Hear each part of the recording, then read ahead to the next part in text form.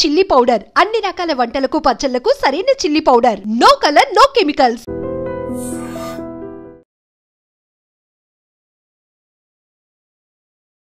అందరికీ నమస్తే, welcome to I dream. నేను మీ చాణక్య.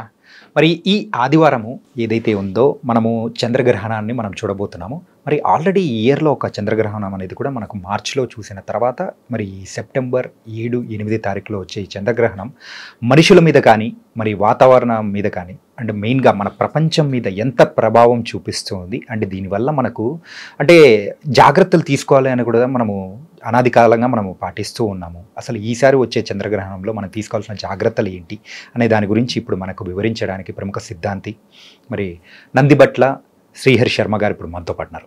మరి గురుగారితో మాట్లాడదాం, మరి తీసుకోవాల్సిన జాగ్రత్తలు ఏంటో అడిగి తెలుసుకుందాం. నమస్తే గురుగారు. వాగర్థావివ సంపృక్తౌ వాగర్థ ప్రతిపత్తయే జగతః పితరౌ వందే పార్వతీ పరమేశ్వరౌ ఆదిత్యాయ చ సోమాయ మంగళాయ బుధాయ చ గురుశుక్రశనిభ్యశ్చ రాహవే కేతవే నమః. శృంగేరి జగద్గురు పీఠాధిపతులకి కంచి పీఠాధిపతులకి నమస్కారములు తెలియజేసుకుంటూ కార్యక్రమాన్ని ప్రారంభిద్దాం. గురుగారు, మెయిన్గా గ్రహణాలు ఏదొస్తున్నా కానీ ఖచ్చితంగా ప్రజలలో ఒక క్యూరియాసిటీ అనేది కూడా మనం చూస్తూ ఉంటాం. ఏంటంటే అరే అది మన మీద ఎంత ప్రభావం చూపిస్తూ ఉంటుంది అంటే అంటే అలాంటి టైంలో మనం తీసుకోవాల్సిన జాగ్రత్తలు ఏంటి అని కూడా అంటాం. కాకపోతే నేను అడిగే క్వశ్చన్ ఏంటంటే ఈసారి ప్రపంచం మీద ఎలాంటి ప్రభావం అనేది చూపించబోతుంది ఈ గ్రహణం అనేది? మనం గ్రహణము అనేటువంటిది అనేక మంది దృష్టిలో ప్రకృతిలో జరిగేటువంటి ఒక దృశ్య చూస్తాం. వాస్తవానికి అంతరిక్షము కేవలం ఇది భూమికి ఆకాశమే కాదు, ఈ విశ్వంలో అనేక భూములు, అనేక సూర్యులు అనేటువంటివి ఉన్నాయి, గెలాక్సీలు చాలా ఉన్నాయి, మనం ఒకటి చిన్నది. అయితే మనకు అనాదిగా మనం యుగ యుగాల నుంచి గమనించుకున్నట్లయితే ప్రకృతితో మమేకమైనటువంటి మనము ఈ ప్రకృతిలో జరిగేటువంటి మార్పులకి అనుగుణంగా ఏమేం జరుగుతున్నాయని పరిశోధన చేసిన మహర్షుల యొక్క తెలిపిన వివరాల ప్రకారం కనుక చూసినట్లయితే గ్రహణములు, ఎక్లిప్సెస్, ల్యూనారాస్ వల్ల కామెట్స్, తోకచుక్కలు పడిపోవడం, ఇవన్నీ కూడా మనం జాగ్రత్తగా గమనిస్తే కొన్ని సూచనలు మనకు తెలియచేయబడం జరుగుతుంది. ఉదాహరణకి మనము యేసుక్రీస్తు జననం అనేటువంటిది తీసుకున్నాం అనుకోండి. ఆ నక్షత్రం ఒకటి ఉదయించింది అని చెప్పి వాళ్ళ గ్రంథాల్లో రాసుకుంటుంటారు. అనేక సందర్భాల్లో నక్షత్రాలు కిందకు రాలుతున్న సందర్భంలో ప్రముఖమైనటువంటి వ్యక్తులు, రాజులు మరణించారు. తదనంతరం బ్రిటిష్ పరిపాలకుల చార్లెస్ వాళ్ళందరూ కూడా చెప్పడం జరిగింది. మన స్క్రిప్చర్స్ ప్రకారం కనుక చూసుకున్నట్లయితే ఈ గ్రహణాలు అనేటువంటివి ఏర్పడిన తరువాత కొన్ని రోజుల తదనంతరం లేదా గ్రహణాల కంటే ముందు కొన్ని విపత్తులు సంభవిస్తాయి, ప్రకృతి విపత్తులు సంభవిస్తాయని చెప్పి మనకు శాస్త్రం తెలియజేస్తుంది. ఇది చాలామంది అంగీకరించరు. చాణక్య, వీక్షించేటువంటి ఐ డ్రీమ్ ప్రేక్షకులు కూడా గమనించాల్సింది ఏంటంటే అందరికీ తెలిసిందే మహాభారత యుద్ధం. వ్యాస భగవాన్ల వారు రచించినటువంటి మహాభారతంలో మహాభారత యుద్ధం జరగడానికంటే ముందు 2 గ్రహణాలు ఒకే నెలలో సంభవించాయి అని చెప్పి ఉటంకించడం జరిగింది. అంటే ఒకే నెల అంటే మనం ఇప్పుడు తెలుసుకునేటువంటి ఇంగ్లీష్ ఆగస్టు, సెప్టెంబర్, అక్టోబర్ అలా కాదు, మాసములు. దాని తదనంతర పరిణామాల ప్రకారము ఏం జరిగింది? ఈ మహాభారత యుద్ధం జరిగి the biggest world war, Kurukshetra in the universe, Kurukshetra, కొన్ని కోట్ల మంది మరణించడం జరిగింది. First world war, second world war లక్షల మంది మరణిస్తేనే గొప్పగా ఇప్పటికీ పుస్తకాల్లో చెప్పుకుంటాం. కానీ మనము మన చరిత్రను మనం చెప్పుకోలేకపోతున్నాం. అంటే చాలామంది దృష్టిలో నేను ఇంతకుముందు చెప్పినట్టుగా ప్రకృతిలో జరిగే ఒక వింత, ప్రకృతికి సంబంధించింది, ఏమైనా కానీ విపత్తులు వస్తే ఈ సంబంధించినటువంటి ప్రకృతి విపత్తులు సంభవిస్తాయి, మానవాళికి ఏం సంబంధం లేదు అని చెప్పి కొట్టి పరేస్తారు. చాలామంది ఈ గ్రహణాలకి మానవాళికి సంబంధించినటువంటి ఉన్నటువంటి సంబంధాన్ని సీరియస్గా తీసుకోలేకపోతున్నారు. చాలామంది ఒక జోక్ లాగా మాట్లాడతారు మన శాస్త్రం గురించి మాట్లాడినట్టయితే. ఇది ప్రకృతిలో కదా అని అంటారు. అంటే మనం ప్రకృతిలో మనము కూడా ఒక భాగమే కదా. ప్రకృతి అంటే చెట్లు, చేమలు, అడవులు, పర్వతాలు, నదులు, సముద్రాలే కాదు. ప్రకృతిలో జంతుజాలము, జీవజాలం ఉంది. జీవజాలంతో కూడుకున్నదే ప్రకృతి. ఈ జీవజాలంలో మనము క్షీరదాల జాతికి సంబంధించినటువంటి వాళ్ళు మానవులు. కాబట్టి మనం ఎప్పుడైనా కానీ చరిత్రని మనం గమనించాలి. ఎప్పుడో వేల ఏళ్ల కింద జరిగిన మహాభారత యుద్ధం అవన్నీ పక్కకు పెడితే 1940 తర్వాత అనేక గ్రహణాలు వచ్చిన సందర్భంలో ఆ తదనంతరం జరిగినటువంటి ఫస్ట్ వరల్డ్ వార్ కావచ్చు, సెకండ్ వరల్డ్ వార్ కావచ్చు, అంటే 1920లో అవన్నీ జరిగి ఉంటాయి. తర్వాత అనేక విపత్తులు, అంటే విపత్తులు ప్రకృతి విపత్తులు అని అంటే ఏంటి? భూకంపాలు రావడం, సునామీ ప్రభావం రావడం, యుద్ధ వాతావరణం ఏర్పడి వేల మంది మరణించడం, ఇవన్నీ ప్రకృతి విపత్తులే కదా. కాబట్టి ఈ గ్రహణాలంటూ ఏర్పడిన తర్వాత నేను చాలా సీరియస్గా వీటి మీద రీసెర్చ్ చేసి ఉన్నాను.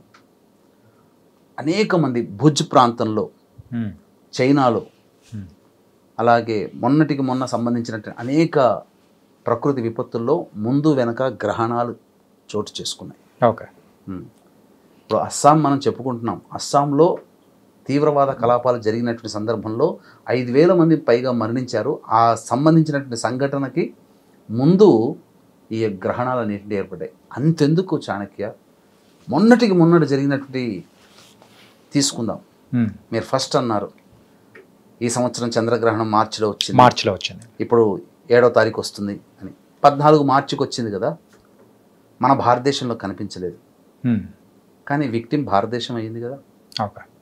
దాని తదనంతర పరిణామాల వల్ల ఏం జరిగింది?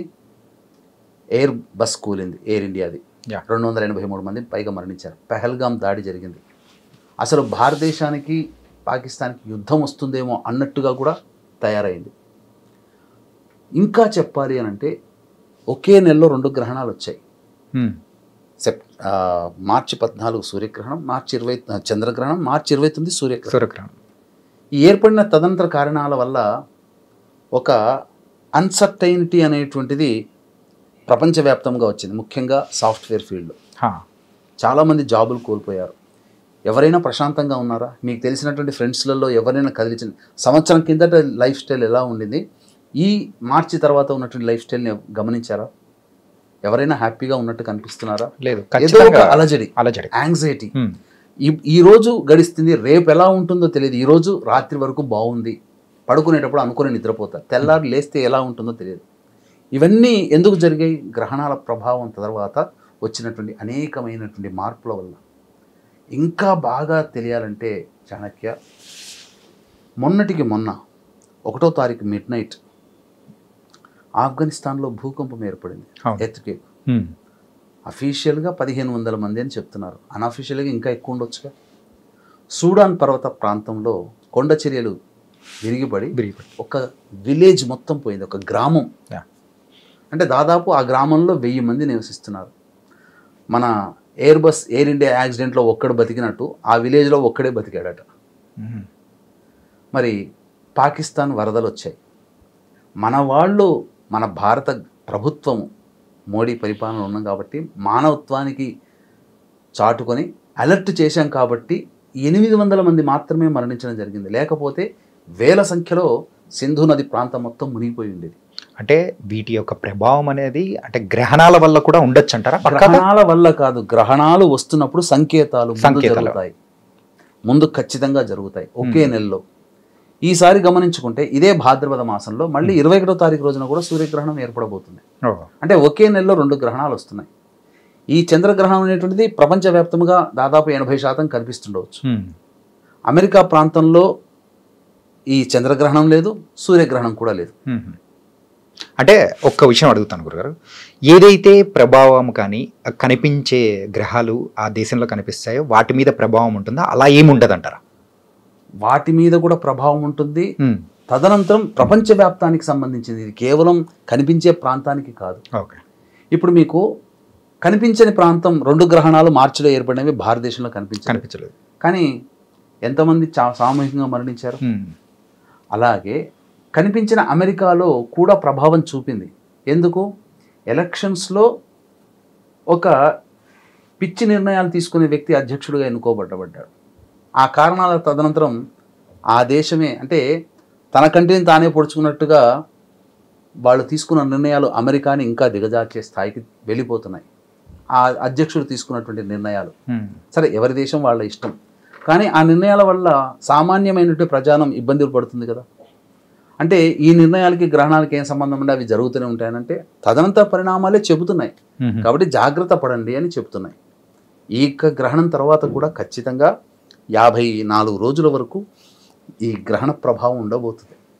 ఈ గ్రహణం తదనంతరం మళ్ళీ సూర్యగ్రహణం కూడా వస్తుంది కదా.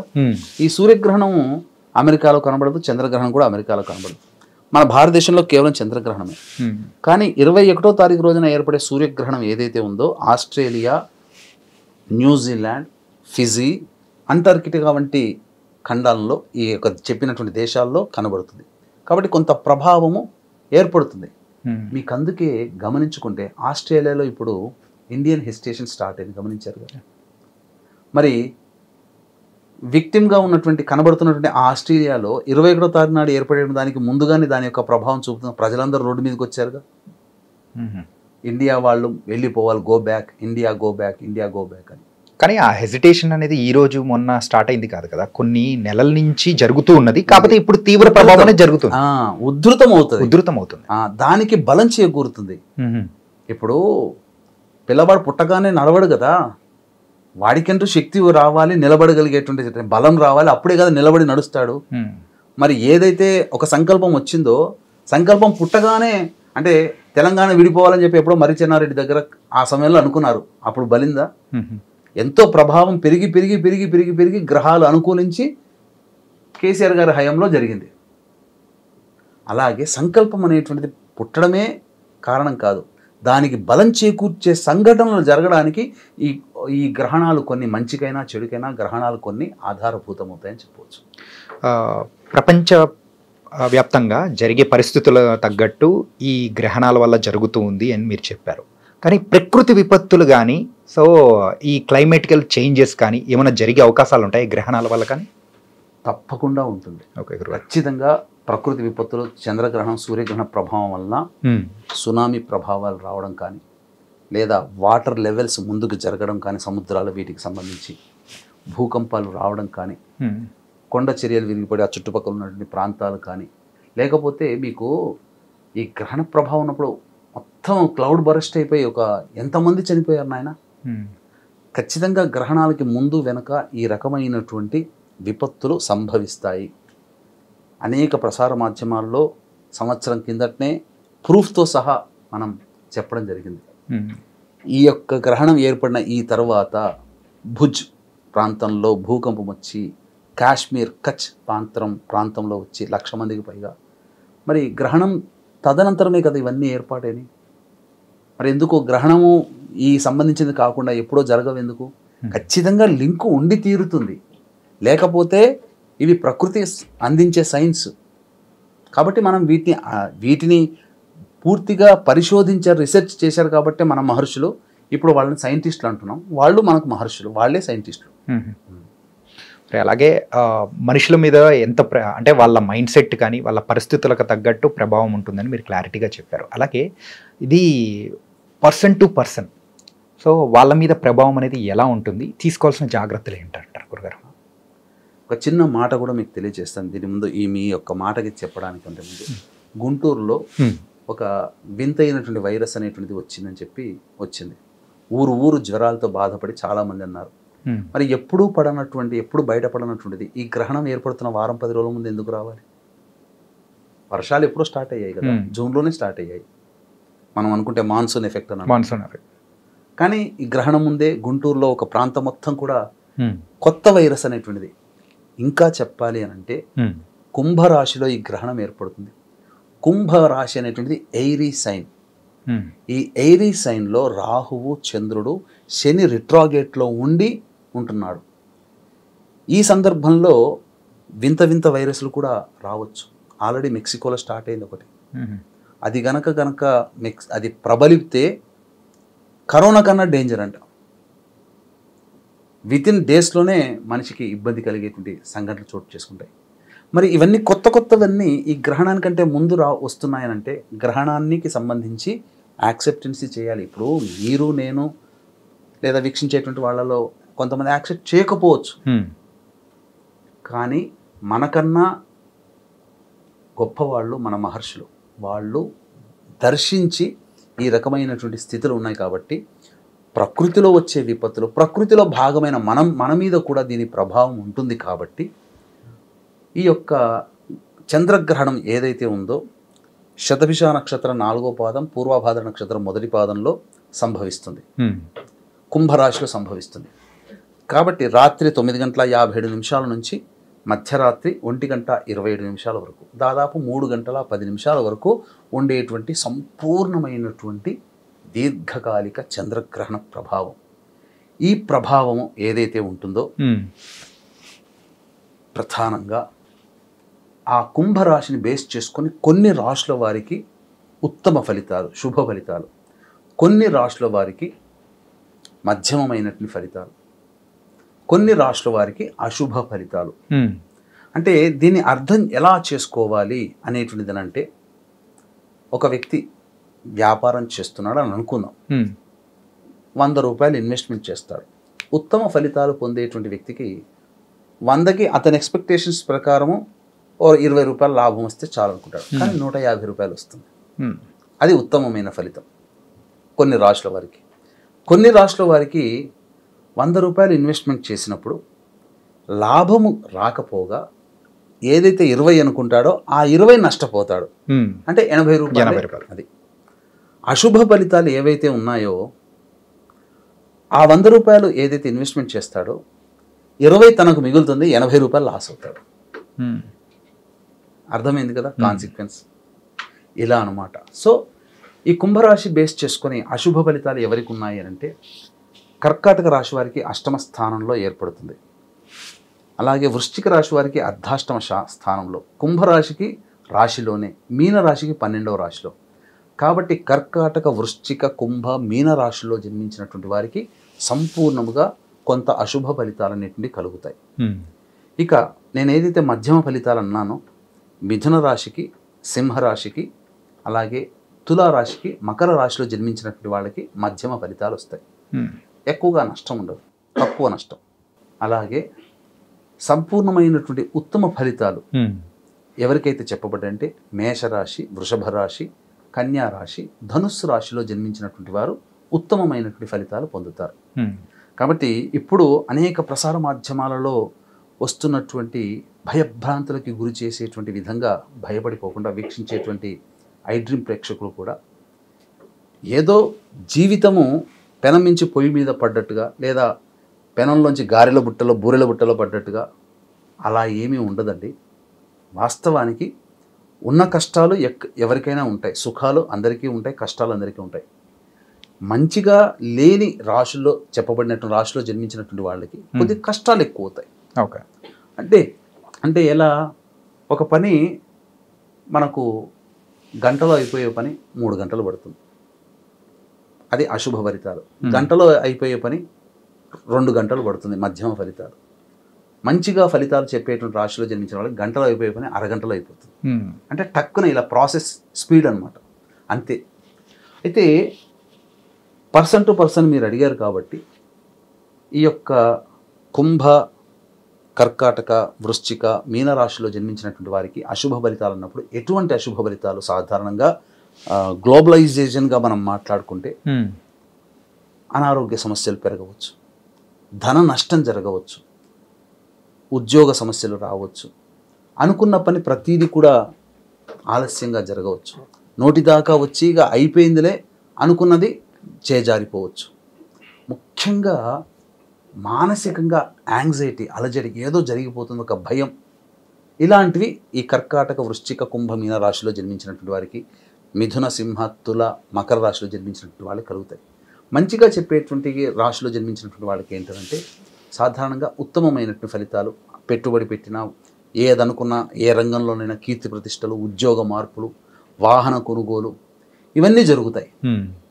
అంటే ప్రధానంగా దీనికి ఊతమిచ్చేటువంటి విధానంగా కూడా భవిష్యత్తులో ఇప్పుడు మీకు గమనించుకున్నట్లయితే ఒక్క విషయం మీకు తెలియచేస్తాను ఆయన. చెప్పండి గురుగారు. బాగా గమనించు చాణక్య. ఇప్పుడు భారతదేశం జిఎస్టి అనేది ఒక నిర్ణయం తీసుకుంది. మొత్తం 140 కోట్ల మంది ప్రజలందరూ కూడా ఫ్రూట్ఫుల్ రిజల్ట్సే కదా ఈ తీసుకున్న నిర్ణయం వల్ల. ఎంతమంది అందరూ ఆల్మోస్ట్ ప్రతి వాళ్ళు లాభపడతారు కదా.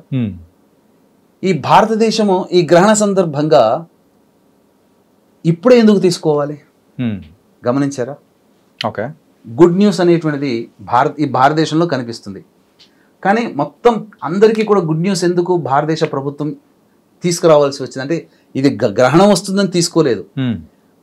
ఈ తీసుకోవడం అనేటువంటి కారణం కూడా గ్రహణం ఒక కారణం అవుతుంది మంచి జరగడానికి. ఎందుకనంటే వృషభ లగ్నంలో భారతదేశ గవర్నమెంట్ ఫామ్ అయింది, ఇండిపెండెన్స్. నవీనమైనటువంటి చరిత్రకారుల అభిప్రాయం ప్రకారము కన్యా రాశి భారతదేశానికి సంబంధించింది అని అంటారు. పాత చరిత్రకారుల ప్రకారము మకర రాశి భారతదేశానికి సంబంధించింది అని అంటారు. ఇప్పుడు నేను ఏదైతే చెప్పానో మంచి జరిగేటువంటి రాశులు అన్నాను కదా, వృషభ రాశి, కన్యా రాశి రెండు ఉన్నాయి. మరి భారతదేశం తీపి కబురు ప్రపంచానికి మన భారతదేశానికి అందించింది కదా ప్రభుత్వం. అవును, అంటే గ్రహణం అనేటువంటి మన భారతదేశానికి వరమైంది. ఎందుకంటే భారతదేశం గ్లోబలైజేషన్గా ఒక్కొక్క దేశం ఒక్కొక్క రాశికి సంబంధించి వర్తింపచేసినట్టుగా ఉంటుంది, వాస్తవమే. కాబట్టి భారతదేశము సంబంధించిన రాశి వృషభము, కన్య, మకరం. స్వతంత్రమేమో వృషభ లగ్నంలో. పాత చరిత్రకారుల ప్రకారం కన్యా రాశికి భారతదేశానికి వర్తిస్తుంది, మకర రాశి భారతదేశానికి వర్తిస్తుంది. ఈ మకర, కన్య, వృషభం ఈ మూడు ఏవైతే ఉన్నాయో కాన్సిక్వెన్స్గా ఇవన్నీ గ్రహణం ఎఫెక్ట్ వల్ల లాభపడే రాశులే. అందువల్ల భారతదేశంలో ఉన్నటువంటి ప్రజలకు అది లాభం అయింది. ఎప్పుడో తీసుకోవాలి కదా. మీకు గమనించుకుంటే జిఎస్టి సమావేశం అనేది ఎప్పుడో తీసుకోవాలి. వాయిదా పడుతూ మొన్న తీసుకున్నారు కదా. మరి ఎప్పుడో అప్పుడు జరగాల్సింది జరగకపోగా ఇప్పుడు ఎందుకనంటే ఈ గ్రహణం వల్ల లాభపడే రాశులకి సంబంధించినటువంటి మనుషులకే కాకుండా ప్రపంచవ్యాప్తంగా కొన్ని దేశాలు గుర్తించబడి ప్రపంచవ్యాప్తంగా 12 రాశులకి సంబంధించిన దేశాలను డివైడ్ చేసుకునేటువంటిది శాస్త్రం ఉంది ఖగోళ విజ్ఞానంలో. ఇది అందరికీ చాలామందికి తెలియదు. శాస్త్రంలో, జ్యోతిష్ శాస్త్రంలో ఎక్కిరించవచ్చు కాక దేశాలకి రాశులకి సంబంధం ఏంటని. వాస్తవంగా అది అనాదిగా మనకు శాస్త్ర విజ్ఞానంలో చెప్పబడి ఉంది. కాబట్టి మన భారతదేశం ఇన్ని గణాంకాలు మనం కంటి ముందు ఉన్నప్పుడు ఖచ్చితంగా ఆయా రాశిలో జన్మించిన వాళ్ళకి మంచి, ఆయా రాశిలో జన్మించినటువంటి వాళ్ళకి చెడు, ఆయా రాశిలో జన్మించినటువంటి మధ్యస్థం అనేటువంటిది ఉంటుంది ఖచ్చితంగా. అలాగే ఈ గ్రహణ ప్రభావం అనేది కూడా కొంతమంది మీద ఉంటుంది అని మీరు చాలా చక్కగా వివరించారు. కాకపోతే కానీ ఆ రోజు అందరూ చూడొచ్చా లేదా ఏంటి, దానికి తగిన జాగ్రత్తలు ఏమేమి తీసుకోవాలి అని అంటే మీరు ఏం చెప్తారు గురుగారు? శతభిష నక్షత్రము పూర్వభాద్ర నక్షత్రంలో ఏర్పడుతుంది కాబట్టి గ్రహణం. శతభిషం కంటే ముందు, పూర్వభద్రకి తర్వాత ఉన్న నక్షత్రాలు అంటే ధనిష్ట, శతభిషం, పూర్వభద్ర, ఉత్తరభద్ర నక్షత్రాల్లో జన్మించినటువంటి వాళ్ళు. అలాగే శతభిష, పూర్వభద్ర నక్షత్రానికి అనుజన్మ తారలుగా చెప్పబడేటువంటి స్వాతి, విశాఖ, పునర్వసు, ఆరుద్ర నక్షత్రాల్లో. ఎందుకనంటే ఈ ఆరుద్ర, పునర్వసు, స్వాతి, విశాఖ నక్షత్రాలు కూడా గ్రహణానికి సంబంధించినటువంటి ఎఫెక్ట్ అయ్యే రాశుల్లో కూడా ఉన్నాయి. కాబట్టే చాలామంది ఈ నక్షత్రాలకి అనుజన్మ తారల నక్షత్రాలకు సంబంధం లేదు కదా అని అంటారు. కానీ ఈ గ్రహణం ఏర్పడుతున్నటువంటి రాశికి మంచి లేదా చెడు ఏవైతే చెప్పబడిన రాశులు ఉన్నాయో ఈ నక్షత్రాలు కూడా గ్రూప్ అన్నమాట. అంటే శతభిషం, స్వాతి, ఆరుద్ర ఒక గ్రూప్. ఇప్పుడు ఒక ఇంట్లో 3 అన్నదమ్ములు ఉంటారు. తమ్ముడికి బాగలేదంటే 2 అన్నదమ్ములు ఎంజాయ్ చేస్తారా? లేదు కదా. అలాగే శతభిషం, స్వాతి, ఆరుద్ర ఈ 3 ఒకే గ్రహానికి చెందినవి, రాహుగ్రహానికి. ఎందుకు? కుంభరాశిలో రాహుగ్రహం ఉంది కాబట్టి ఆ స్థానంలో రాహు. అలాగే విశాఖ, పునర్వసు, పూర్వభాద్ర నక్షత్రంలో ఏర్పడుతుంది కాబట్టి ఈ సంబంధించినటువంటిది.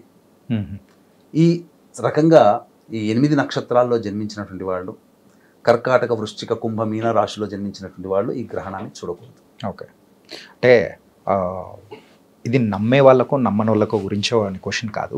ఏంటంటే గ్రహణాల సందర్భంలో కూడా ఇంటిని క్లీన్ చేసుకోవడం కానీ, తినకపోవడం కానీ, అండ్ ఆ టైంలో కూడా చాలా వరకు నియమనిష్టలు అనేది కూడా పాటిస్తూ ప్రతి ఒక్కరు ఉంటూ ఉంటారు.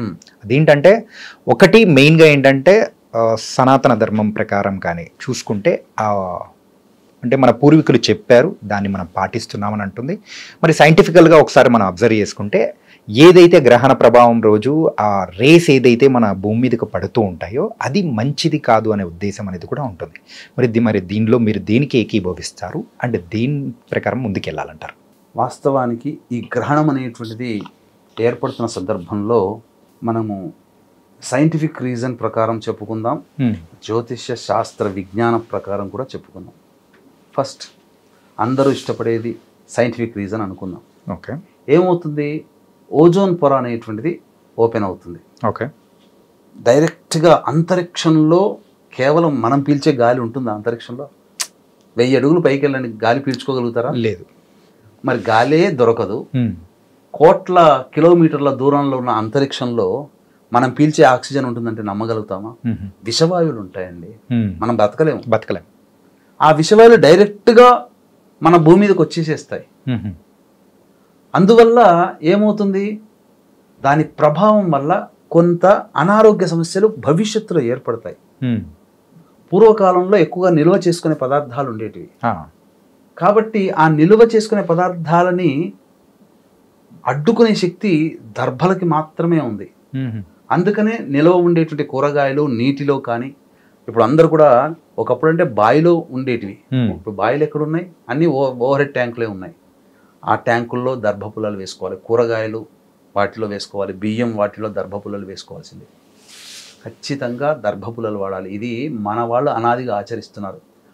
వాళ్ళు ఏం చేశారు, అమెరికన్ సైంటిస్టులు దర్భపుల్ల మీద ఎందుకు చేస్తున్నారని చెప్పి వాళ్ళు చేసి గామా రేస్, ఎక్స్రేస్ని కూడా ఆపగలుగుతుంది దర్భపుల్లలు అని చెప్పి వాళ్ళు చెప్పారు. అప్పటి నుంచి మన వాళ్ళు పాటిస్తూ ఉన్నారు. ఓకే, కాబట్టి అప్పటి నుంచి మన వాళ్ళని ఇప్పుడు మనం చెప్పుకునే సైన్స్ని ఇష్టపడే వాళ్ళు పాటిస్తున్నారు. కానీ అనాదిగా 1000 సంవత్సరాల నుంచి మన వాళ్ళు పాటించేదే ఇది, దర్భపుల్లలు వేస్తారు. చాలా మందికి దర్భకి గరికకి తేడా లేదు, తెలుసుకోలేరు. గరిక వేరు, దర్భ వేరు. అది పూజా స్టోర్లో దొరుకుతుంది. ఇక ఆ రోజు నియమాలు అనేటువంటిది ఏంటంటే, సాధారణంగా పూర్వకాలంలో తలుపులు కిటికీలన్నీ మూసేవాళ్ళు, ఎందుకంటే ఆ విషవాయువులు రాకుండా. వాస్తవంగా ఆ సమయానికి అలా చేయాలి కూడా. ఓకే, చేసి హాలులో చతురస్రాకారం కానీ, అష్టదళ పద్మం కానీ ముగ్గుతో వేసి మధ్యలో కొంత దర్భపుల్లలు, ఒక 15-20 దర్భపుల్లలు అలా పెట్టేవాళ్ళు. ఎలాగో నిల్వ ఉన్నటువంటి పదార్థాల్లో ఓవర్ హెడ్ ట్యాంకుల్లో ఖచ్చితంగా దర్భపుల్లలు వేయాలి. ఆ నీటిని శుద్ధి చేస్తుంది, ఆ విషవాయువులు రాకుండా. ఇక గర్భవతులు కూడా ఖచ్చితంగా, చాలామంది కొంత సొంత పైత్యంతో ఏం చేశారంటే, ఈ సంబంధించినటువంటిది అంతా కూడా గర్భవతులు ఇలా గట్టిగా ఎక్కడ ఉంటే అలా బిగుసుకుపోయి ఉండాలి, నిద్రపోకూడదు, ఇలా చెప్తుంటారు. అది కాదండి. గర్భవతులు చేయాల్సినటువంటిది ఏంటంటే, నెల గర్భం నుంచి 9 నెలల గర్భం ఉన్న వాళ్ళందరూ కూడా చాలా సున్నితంగా ఉంటుంది స్త్రీ శరీరం ఆ సమయంలో. కాబట్టి విషవాయువులు కనుక పీల్చినట్లయితే, ఆ గ్రహణం జరిగే సమయంలో అటు ఇటు తిరుగుతూ ఉన్నా ఆ విషవాయువుని డైరెక్ట్గా పీల్చినా లోపల ఉండే శిశువుకి గ్రహణం మొర్రి వ్యాధులు వస్తాయి. తద్వారా ఏమవుతుంది, ఈ యొక్క మూతి కానీ పెదవులు కానీ ఇలా చీలుకుపోయి పుడుతుంటారు, ముక్కు దగ్గర ఇలా చీలుకుపోయి. చాలామంది అలా అందవికారంగా పుట్టడానికి గల కారణం ఈ గ్రహణ ప్రభావం వలన వచ్చినటువంటి వాయువుని పీల్చడం. అవి ఆ గర్భవతులు ఆ సమయంలో చక్కగా మంచిగా ఒక బెడ్ మీద పడుకునో, కుర్చీలో కూర్చునో దైవనామస్మరణ చేసుకుంటూ ఉన్నట్లయితే లోపల ఉండే శిశువుకి కూడా దైవానుగ్రహం కలుగుతుంది. ఆ యొక్క గ్రహణ సమయం కదా, చాలా పవర్ఫుల్ ఉండేటువంటి సమయం. పైగా పడుకోవచ్చు, ఇబ్బంది ఏమీ లేదు. కాకపోతే బయట తిరగకూడదు, విషవాయువులు పీల్చకూడదు. ఇది చేయాల్సినటువంటిది. ఇది సైంటిఫికల్గా మనం చెప్పుకొని, జ్యోతిష్య శాస్త్రము లేదా మన సంబంధించినటువంటి దైవశాస్త్ర ప్రకారం కనుక మనం మాట్లాడుకున్నట్లయితే, ఏంటి అసుర శక్తి అని అంటారు. అంటే నెగిటివ్ ఎనర్జీ, అంటే దాన్ని అసుర శక్తితో పోల్చారు. ఈ అసుర శక్తి అనేటువంటిది ఉన్నప్పుడు రాక్షసుల యొక్క ప్రభావం పెరుగుతుంది, దైవ బలం తగ్గుతుంది. కాబట్టి ఆ సమయంలో దేవతారాధనలు ఎక్కువగా చేయమన్నారు. తద్వారా ఏమవుతుంది, దైవానికి బలం చేకూరుతుంది. ఇప్పుడు మీకు గమనించుకుంటే దైవ బలం తగ్గుతున్నప్పుడు ఆ దైవానికి నీవు బలం చేకూర్చే విధంగా నీవు శక్తిని కనుక దైవానికి అందిస్తే అది గుర్తుపెట్టుకొని నిన్ను రక్షిస్తుంది. నామస్మరణలు చేసుకో, నామస్మరణ దైవం. అందువల్ల మీకేంటనంటే ఏం జరుగుతుంది, ఇప్పుడు మీరు సపోజ్ చాలామంది అనేక వాళ్ళ కథనాల్లో మనం చూస్తున్నాం. చిన్నప్పుడు నాకు చదువుకోవడానికి డబ్బులు లేకపోతే మన పిప్పర్మెంట్లు అమ్ముకునే వ్యక్తి నాకు సహాయం చేశాడు, నేను ఈరోజు కోటీశ్వరుని అయ్యాను, ఆయనకు ఒక బండి కొనిచ్చాను. ఇలా అనేక ప్రసార మాధ్యమాలు చూస్తున్నారు కదా. అంటే చిన్న సహాయం చేసినందుకే గుర్తు పెట్టుకొని వచ్చి ఆ విధంగా ఉన్నత స్థానానికి వెళ్ళినప్పుడు ఆ వ్యక్తిని గుర్తుపట్టుకొని చేశాడు. దైవం ఇంకా గొప్పది. దైవ బలం లేని సమయంలో నీవు పూజ చేసేది ఏదైతే ఉంటుందో ఆ సందర్భంగా దైవం ఏం చేస్తుందంటే నీకు అదనపు శక్తిని ప్రసాదిస్తుంది. అది మన కంటికి కనబడదు, తెలవదు. అది అవసరమైన సందర్భంలో మనం అనుభవిస్తే తప్ప ఆ దైవశక్తిని ఫీల్ అవ్వాలి.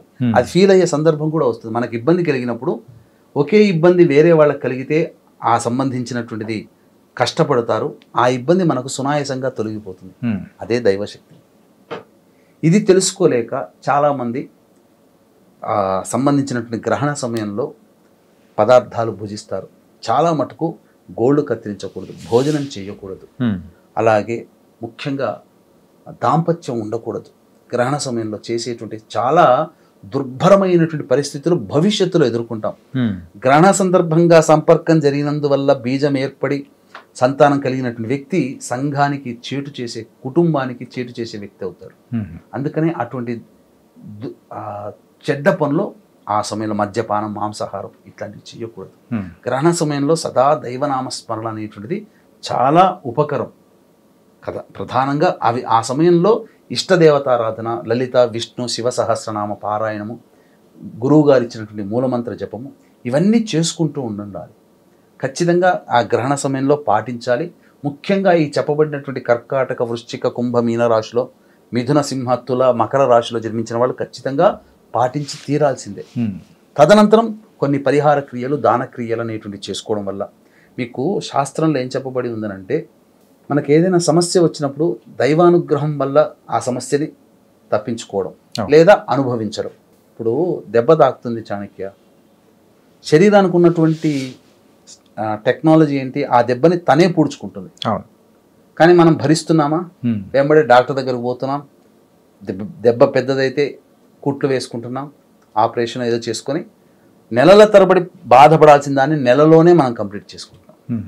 ఒక జ్వరం వస్తే మినిమం వారం రోజులు ఉంటుంది ఏ మందు వాడకపోతే. కానీ మనం ఏం చేస్తున్నాం, యాంటీబయాటిక్ మందులు వాడి 2 రోజుల్లో తగ్గించుకుంటున్నాం. అంటే మనం ఎక్కువగా పరిహారాలు ఎక్కువగా మనం వైద్యం అనేది కూడా పరిహారమే, మన శరీరానికి వదిలిపెట్టట్లేమే. అట్లాగే ఇలాంటి సమస్యలు అనేటువంటివి ఈ యొక్క గ్రహణం సందర్భంగా ఈ చెప్పబడినటువంటి రాశిలో జన్మించినటువంటి ఇబ్బందులు వచ్చినప్పుడు పరిహార క్రియలు ఖచ్చితంగా చేసుకోవాలి. మరి ఎలాంటి పరిహారాలు అనేది కూడా ఈ టైంలో చేసుకోవాలంటారు మీరు? ఇంతకుముందు చెప్పుకున్నట్టుగా ఏ సమస్యకైనా 2 రకాల పరిహారాలు, ఒకటి దైవ పరిహారం, 2 మానవ పరిహారం. దైవ పరిహారం అన్నప్పుడు చాలామంది ఈ యొక్క సంబంధించినటువంటి పరిహారాలు చేసుకోలేరు. కాబట్టి దాన్ని దృష్టిలో పెట్టుకుని గ్రహణం ఏర్పడుతున్నటువంటి పూర్వభాద్ర నక్షత్రం ఏదైతే ఉందో అది 8వ తారీఖు రాత్రి 10 గంటల వరకు ఉన్నటువంటి కారణం చేత మన పీఠమాధ్వర్యంలో సాయంత్రం 4 గంటలకి ఈ యొక్క చంద్రగ్రహణ దోష నివారణ పూజలు, హోమాలు అనేటువంటి జరిపించడం జరుగుతుంది. అంటే చంద్రుడికి, రాహుకి, శనికి, అలాగే స్త్రీ సూక్త పారాయణము, శ్రీ సూక్త పారాయణము, దుర్గా సూక్త పారాయణం, రుద్ర సూక్త పారాయణాలు, హోమాలు అనేటువంటివి జరిపించడం జరుగుతుంది. ఈ కార్యక్రమంలో చెప్పబడినటువంటి మిథున, కర్కాటక, సింహ, తుల, వృశ్చిక, మకర, కుంభ, మీన రాశిలో జన్మించినటువంటి వారికి గోతనామాదులు నమోదు చేసుకోవచ్చు. ఈ కార్యక్రమంలో నమోదు చేసుకున్నటువంటి వాళ్ళకి కరుంగలిమాల శక్తిపాతం చేసి ఇవ్వడం జరుగుతుంది. ఇది దైవ పరిహారం. మానవ పరిహారం అని అంటే ఎలాగో ఆయా చెప్పినటువంటి రాశుల్లో ఉన్నటువంటి వాళ్ళు ఈ సంబంధించినటువంటి ధ్యానంలో ఉంటారు, పూజ చేసుకుంటారు. గ్రహణ సమయంలో తెల్లవారి లేచి కాలకృత్యాదులన్నీ తీర్చుకొని దేవాలయానికి చేరుకొని లేదా ఇంట్లోనైనా కానీ బియ్యము, మినుములు కిలోంబావు, నల్ల నువ్వులు 100 గ్రాములు, తెలుపు వస్త్రము లేదా నీలి వస్త్రము తీసుకోవడం, అలాగే దీంతో పాటుగా ఇత్తడి పాత్ర కానీ, కాంస్య పాత్ర కానీ, బ్రాంజ్ అంటారు, లేదా మట్టి పాత్రనైనా తీసుకొని అందులో వెండి సర్పబింబము, చంద్రబింబము, సూర్యబింబము వేసి అది నిండే విధంగా ఆవు నెయ్యి వేసి బ్రాహ్మణుని పిలిపించుకొని సంకల్పం చెప్పుకొని ఈ యొక్క వస్తువులను దానం చేసి వీటితో పాటుగా ఆ ఆవు నెయ్యితో నింపినటువంటి పాత్రలో ఎవరికైతే దోషం ఉందో వాళ్ళు ఆ ముఖాన్ని చూసుకొని ముఖబింబాన్ని ఆ ఆవు నెయ్యిలో చూసి దానం బ్రాహ్మణికి వేయాలి. చాలామంది బ్రాహ్మణులు తీసుకోకపోవచ్చు. ఆ సందర్భంలో ఏం చేయాలి? ఆవు నెయ్యితో నింపిన పాత్రనంటే రావి చెట్టు దగ్గరికి వెళ్ళి ఒత్తివేసి ఆ పాత్రతో సహా ఆవు నెయ్యితో సహా దీపారాధన చేయడము, లేదా దేవాలయంలో ధ్వజస్తంభం దగ్గర లేదా దేవాలయంలో ఏదైనా కానీ పవిత్ర వృక్షం దగ్గర దీపారాధన చేయడం అనేటువంటిది కనుక చేసి వెనక్కి తిరిగి చూడకుండా ఇంటికి వచ్చి కాళ్ళు కడుక్కొని ఇంట్లో మళ్ళీ పూజా మందిరంలో దైవాన్ని నమస్కారం చేసుకుంటే చాలు. ఓకే. మంత్ర పరిహారం ఇది మానవులు అందరూ చేసుకునేటువంటిది. ఈ మిథున, కర్కాటక, సింహతుల, వృశ్చిక, మకర, కుంభమీన రాశిలో జన్మించినటువంటి మంత్ర పరిహారంలో కావాలనుకుంటే 8వ తారీఖు రోజున మన పీఠమాధ్వర్యంలో జరిగేటువంటి చంద్రగ్రహణ దోష నివారణ పూజల హోమాల్లో పాల్గొనవచ్చు. కరుంగలి మాలని సొంతం చేసుకోవచ్చు. చాలా ధన్యవాదాలు గురుగారు. ఎందుకంటే ఈ గ్రహణాల గురించి చాలా వరకు ఉన్న అపోహలు కానీ ఏంటంటే ఒక్కొక్కరు ఒక్కొక్క రకంగా భయపెట్టడం అనేది కానీ, సో కొన్ని చోట్ల ఏమవుతుందంటే కొన్ని తప్పుడుగా కానీ, సో ఎవరైతే చూస్తున్నారో వ్యూవర్స్కి కూడా అర్థం కాని విశేషం అంటే ఆ మైండ్ సెట్లో పడిపోతున్నారు. ఎవరికి ఏం చెప్పాలనో ఇది కరెక్టా కాదా అనేది అని కూడా. కానీ మీరు చెప్పింది ఏదైతే ఉందో పర్ఫెక్ట్గా చెప్పారు. అండ్ ఎలాంటి పరిహారాలు అనేది చేసుకోవాలి, ఎలా ఉండాలి, ఏంటి అనేది కూడా చాలా చక్కగా వివరించి చెప్పారు. నిజంగా చాలా చాలా ధన్యవాదాలు. Thank you so much. సర్వం శ్రీ ఉమామహేశ్వర పరబ్రహ్మార్పణమస్తు. తవ్వుతూనే శివలింగం సరే దాన్ని అట్లా కప్పేసేయండి, చూపించదండి. Krishna is there. మూర్తి పూజ కాదు, సాక్షాత్ బ్రజేంద్ర నందన భగవాన్ ఉన్నారు మూర్తిలో. ఏమీ ఆశించకుండా ఆరాధించే వాళ్ళు కూడా ఉన్నారా ప్రభుజీ? నిజమైన భక్తి అంటే మనకు తెలియదు కాబట్టి